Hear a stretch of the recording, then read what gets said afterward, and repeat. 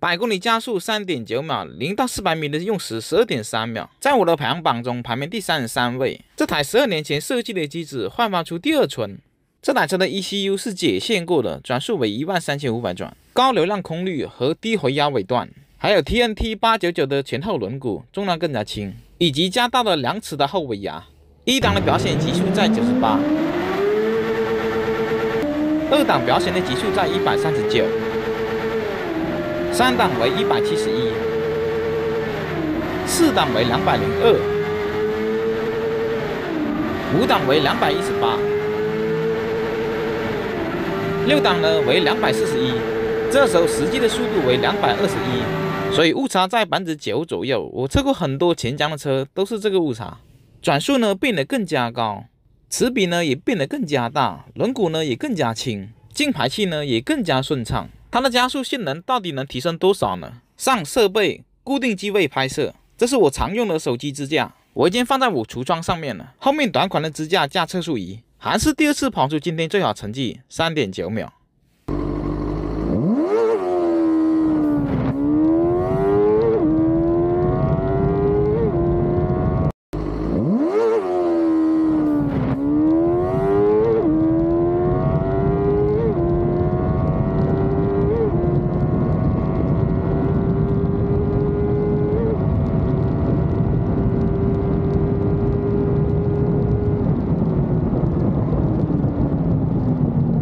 时速过了185呢，明显感觉到加速慢一些，因为街车是没有导流罩的，所以后程加速呢，风阻是很吃功率的。第3次呢，还是3.9秒，0到50呢1.5秒，0到140呢用时7.0秒。这个成绩呢，介于凯越450双2和川崎 ZS4R 国际传动呢之间。0到180呢用时呢，也要比川崎的 ZS4R 国际传动要快0.1。从加速到140，两者差距0.5秒，加速到180呢，就差0.1秒，已经在慢慢追赶上来了。主要的原因呢，还是因为风阻，极速呢也一定是 ZS4R 极速要高。我们可以看0到400米的尾速就可以知道了，两台车的尾速已经相近了。但是呢，数据归数据，有多少路况能让你跑到200以上的呢？这台车的后尾牙是加大了2齿的，因为发动机的转速从11500提升到了13500转。最大功率的转速呢也往后推了，所以加大末级传动比呢，就是让0-100加速能有更多的时间用到最大功率。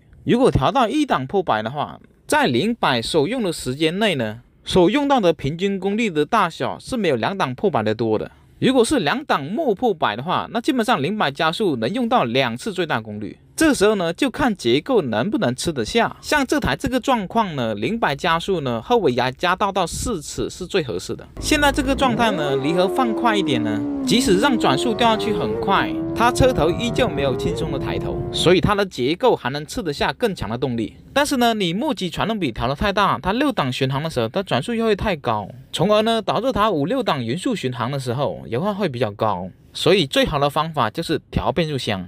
1、2、3档的齿比调得比较密，5、6档呢调得比较疏，4档呢作为过渡，既能保证它的加速，又能保证它的油耗。这个调教的过程呢，基本上在研发或者开发一台车这个阶段是最好调的。这样齿比的调法呢，可以用于街车、巡航车和拉力车。如果是定位于高性能仿赛的话，基本上是反过来的，1、2档疏，3、4、5、6档密。目的呢，就是为了在赛道上呢，每一次换挡呢掉的转速没有那么多，让动力尽可能在最大功率区间。F1 呢就是典型的例子。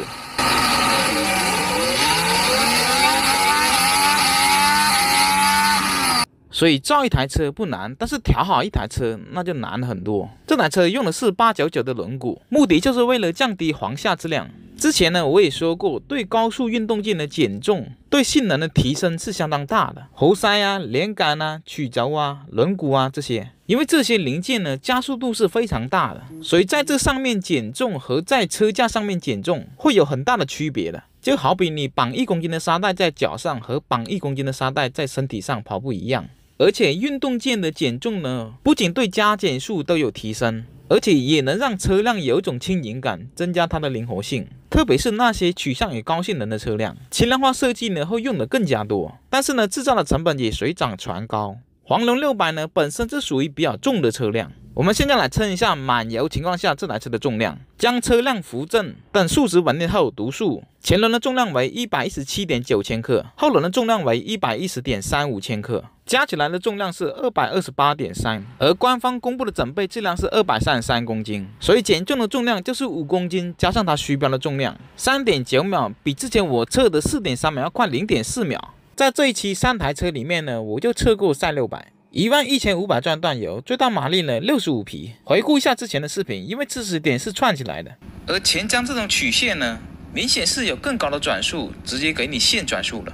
它的动力曲线都懒得给你调，所以呢，你很难用到最大功率，因为最大功率就是一个点。所以呢，我们的认知要上升成为不仅要看最大功率，而且还要看最大功率分布的情况。